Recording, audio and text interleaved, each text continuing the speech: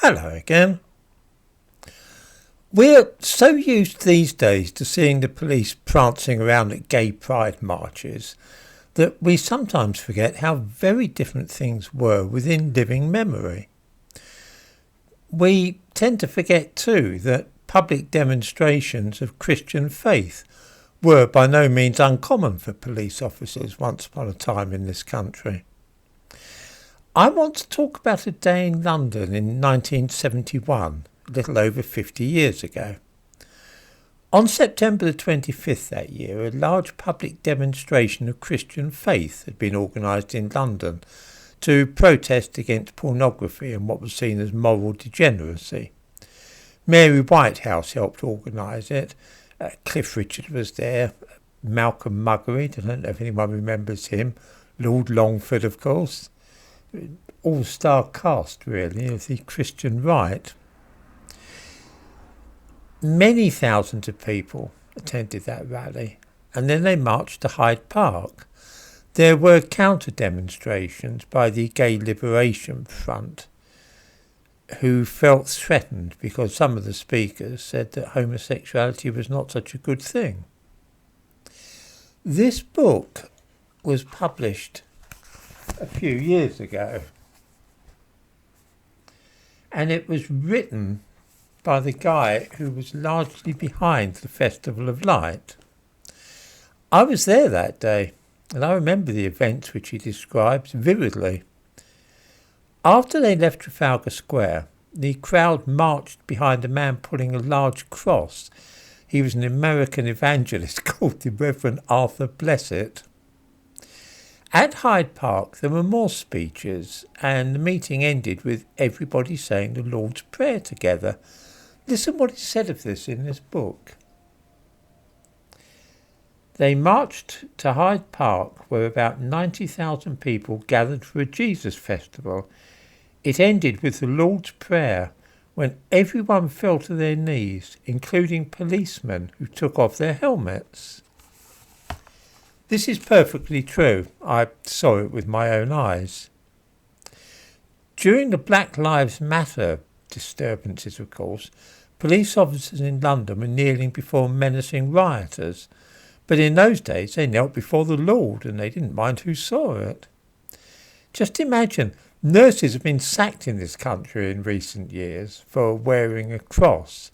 Can you imagine what would be said if a police officer removed his helmet and then knelt to say a Christian prayer?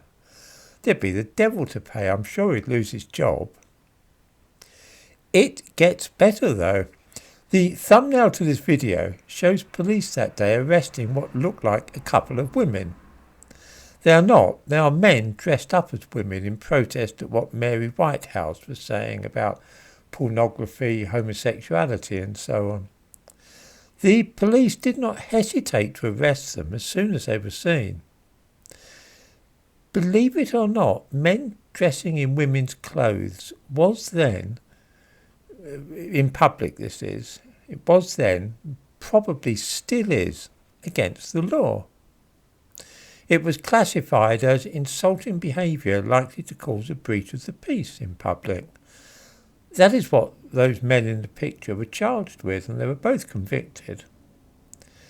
This had been the case since at least the Victorian era, that men dressed in public as women were likely to cause a breach of the peace.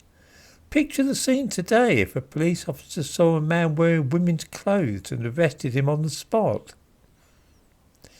I'm not suggesting that the situation in those days was better than it is now, just different.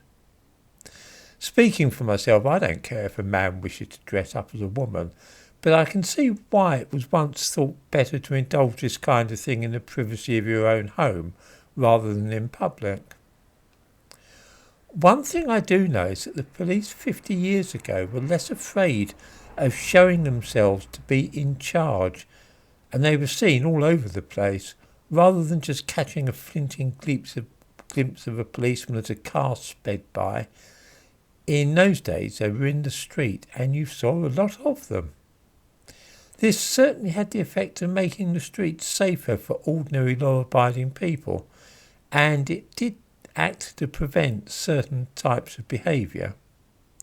The police had a moral code then, which is why those present in Hyde Park that day didn't hesitate to fall to their knees and say the Lord's Prayer out loud.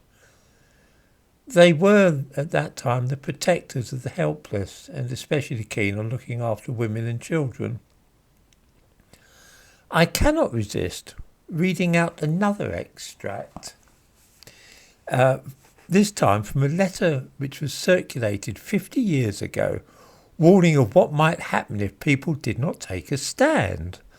The letter is headed, "Where will you draw the line?" Will you object if your children are routinely indoctrinated in homosexual ideology in schools? Will you object if imperfect babies are killed in our hospitals? Will you object if boys and girls are given a wide range of rights that override the wishes of their parents? It is depressing that at the time this was written, these things were given as examples of what would happen in the future if people didn't get a grip. They sounded like mad exaggerations then, but of course this is all just routine these days. Imperfect babies are routinely killed in our hospitals, even for such trifling things as an extra toe being seen during a scan. Don't even get me started about the other two things, about the rights of parents being overridden and children being indoctrinated with homosexual ideology. Britain has changed out of all recognition since those days, and I'm not at all sure that all those changes have really been for the better.